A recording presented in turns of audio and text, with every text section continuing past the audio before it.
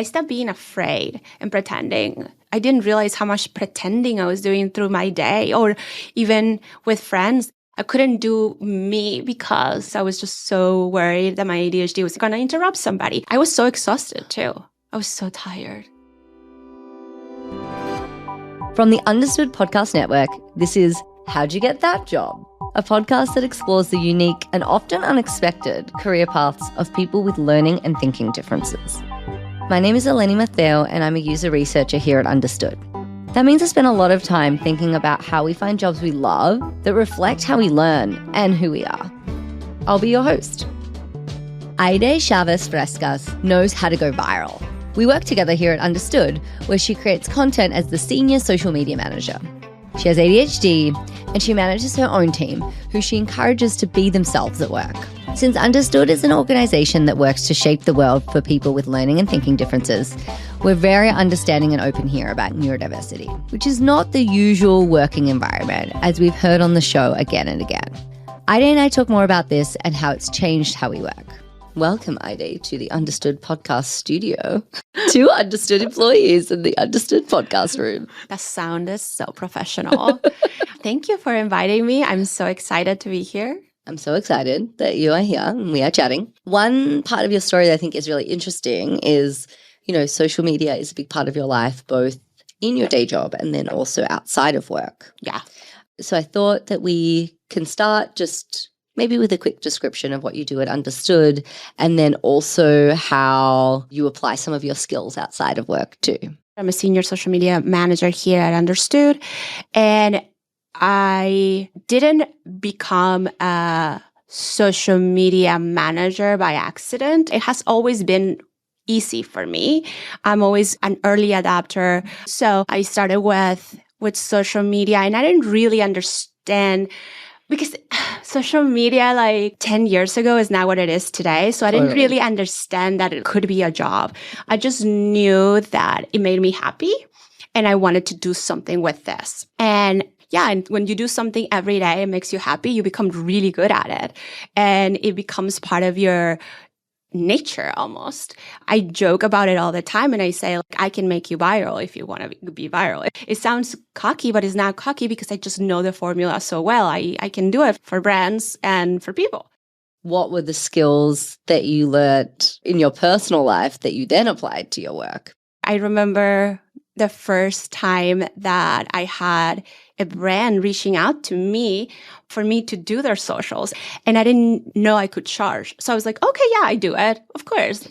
And then they're like, how much do you charge? And I'm like, what? Do you pay? I just do this for fun. Yeah, I was so in shock.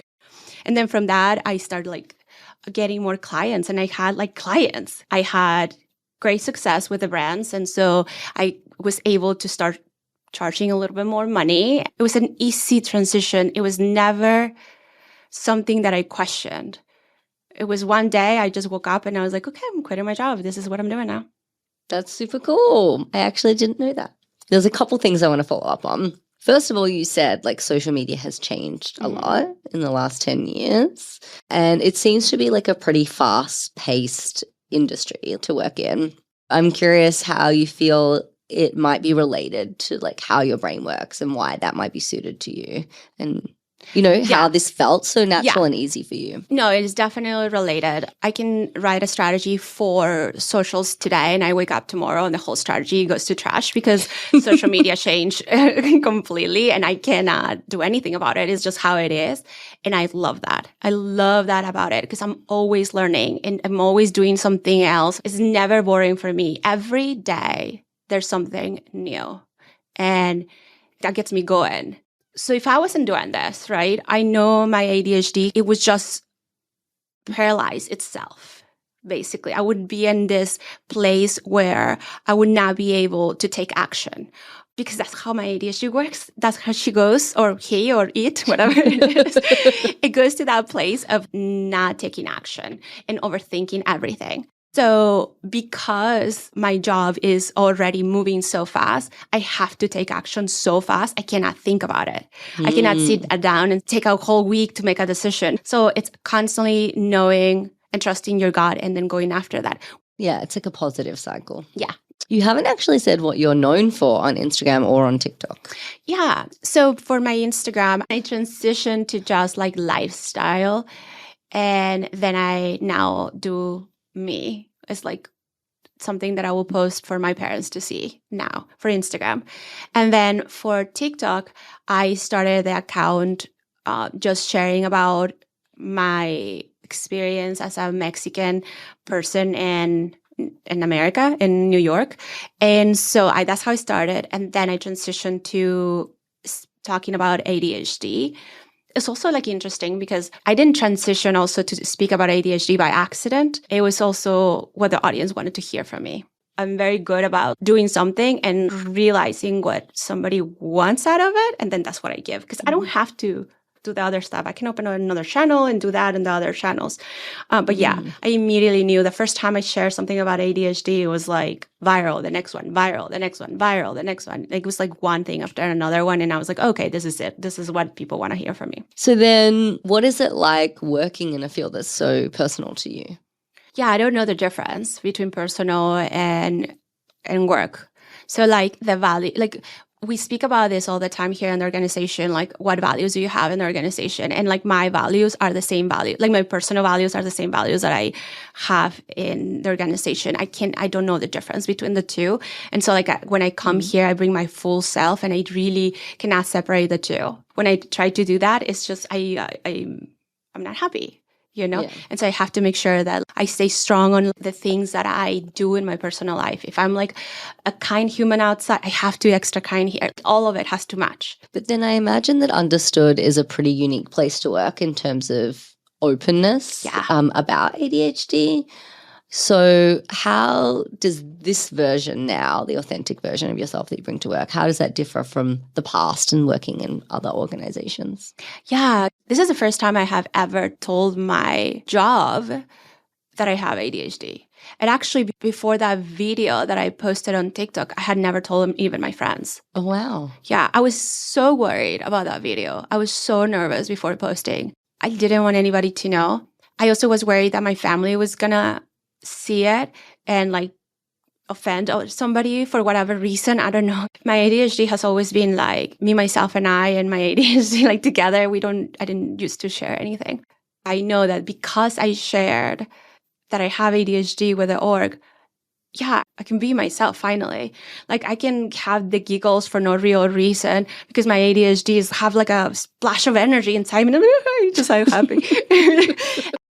All that stuff, everybody understands. I stopped being afraid and pretending. I didn't realize how much pretending I was doing through my day, or even with friends and family. I would just sit in like dinner table and speak so slowly and try to be so professional all the time, like this, right? Like I couldn't do me because I was just so worried that my ADHD was going to interrupt somebody. I was so exhausted too. I was so tired. I was so tired of pretending. Yeah, because masking can be really exhausting. Yeah, it was so tiring. And also, a lot of my friends that I was worried about, they reached out to me. I was like, oh, by the way, my son has ADHD. Everybody was super, super extra supportive. Yeah. It took my parents time to understand it, not because they didn't understand what ADHD is. It just didn't understand that I had it because they didn't see any signs. For them, this is me, and that's who I was, so they don't see anything as a sign for ADHD. That's interesting. Yeah, so that it took them a long time. So I had to go through the signs with them. Yeah. That's interesting, though, because in a weird way, that shows that they did have a level of full acceptance of who you are. They just didn't know why. Yeah, and that was so beneficial. So beneficial for me when I was growing up because I was so stupidly confident. I was so weird and I was so fine with it. And that made my childhood so happy. I remember like the way I dressed when I was little, the way that I did things. It was so weird, so strange. And I see pictures of me and I was like, I thought I was the coolest. I was like, my personality was so out and I was not so worried. I think when I went to college is when I started feeling that I needed to change and become more like mature, I guess, and serious. And I know, and a lot of people like will make comments how I interrupted them when I talk. Then I started working in corporate America, and I got a lot of feedback about how loud I was, how much I was laughing. And so like I internalized all of that. I had a thought when you were talking about, your fear about what would happen if you came out and went viral. But then actually what happened was that people reached out, and I think it's interesting because we hear that a lot in research in terms of visibility, like how important it is, because like once you see others that are like you, it does normalize it to an extent, and you feel like less alone in that experience. So it's cool that you could do that for others. Yeah. And I think that also, I'm not going to speak for the whole like Hispanic community or Mexican community, but I know what I know. And around my circle, I know it can be a taboo, mental health. It's something that we are not accustomed to speak about it because it is shameful in a way. I mean, I don't know. I felt shame. I did. I didn't want to be different. Yeah. I just didn't want my brain to not work the same way that everybody else's brain, because I didn't want people to think that I was stupid. My parents were like, why will you post this on social media? Like, they don't even have social media. Don't do this because everybody's going to see it. Like, it's okay that you have it, but like, let's keep it a secret. Yeah, totally. I can see that. It's something that it does affect them. So one thing I wanted to ask you about, Out Understood, you manage a team, and we already talked about you being out about your differences, but I know in addition to you being open about your differences, a lot of your team is also open about theirs. I think that's kind of an interesting case study to think about in comparison to other organizations, because Understood is unique in that way, right? Yeah, my team is a team of 4 full-time employees. It's going to be 5 soon. And we have a contractor right now. And from the 4, 3 have ADHD, right? And we are open about it. So the dynamic is really interesting. We are so understanding of what we need. It also can feel like if you're in a meeting with us and our team meeting we have it on Tuesdays, on Tuesday mornings, you're going to be like, what is happening here? I mean, we do follow some guidelines that we go through. I mean, every time we meet, we go through the same things. But before you know it, we start talking about like why apples are the color that they are. And then like why, like random stuff comes every single time. At the same time, we get the work done, and not only that, it's extremely successful because they are extremely creative, and it doesn't stop. It's like the energy that this team has is like times 20. Like an idea happens today and is done by next week. We're already implementing it. It's so fast. They're so smart. And also, it's hard for me. That the part that is hard is because I have to also maintain the creativity, channel that creativity. The best thing too about people that have ADHD, because we always constantly have many creative ideas. So if I say, no, we can't do that because whatever reason, I'm like, okay, there's never hard feelings, because I know a lot of neurotypical people get really passionate about one idea and they think that's attached to it, and they think it's it.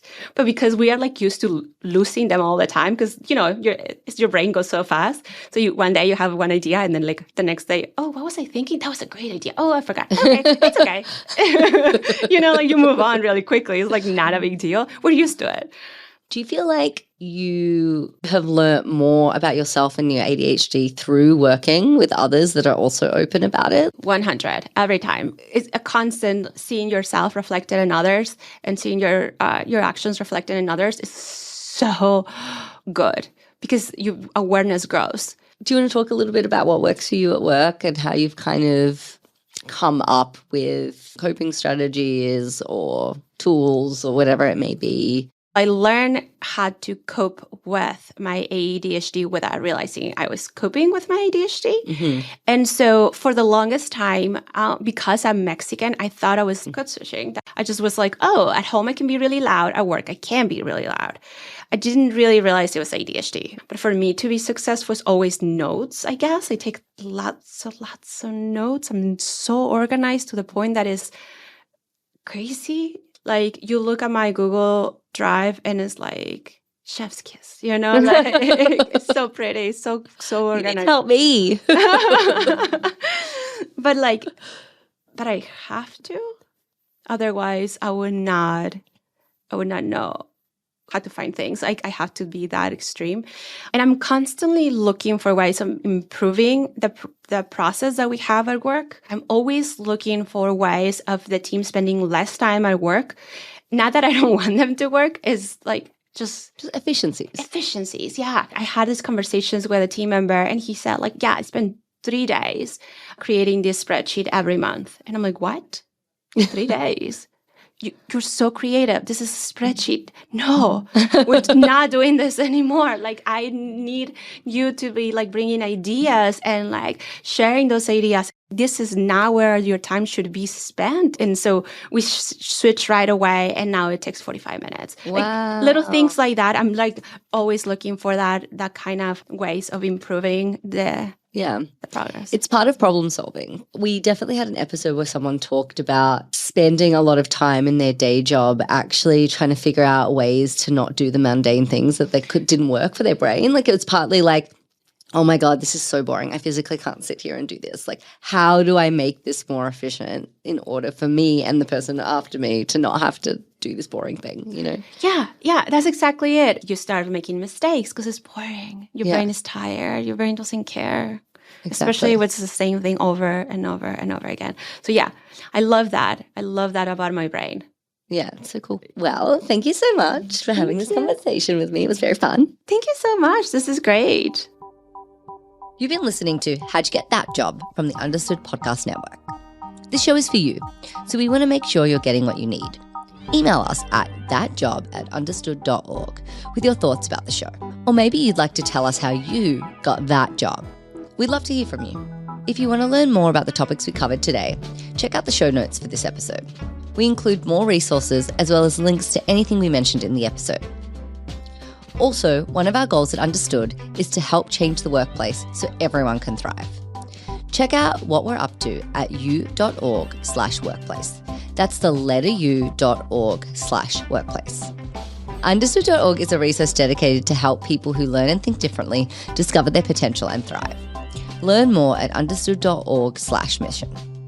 How'd You Get That Job is produced by Margie DeSantis and edited by Mary Mathis. Brianna Berry is our production director. Our theme music was written by Justin D. Wright, who also mixes the show. For the Understood Podcast Network, Laura Key is our editorial director, Scott Cashier is our creative director, and Seth Melgnick is our executive producer. And I'm your host, Eleni Matheu. Thank you for listening.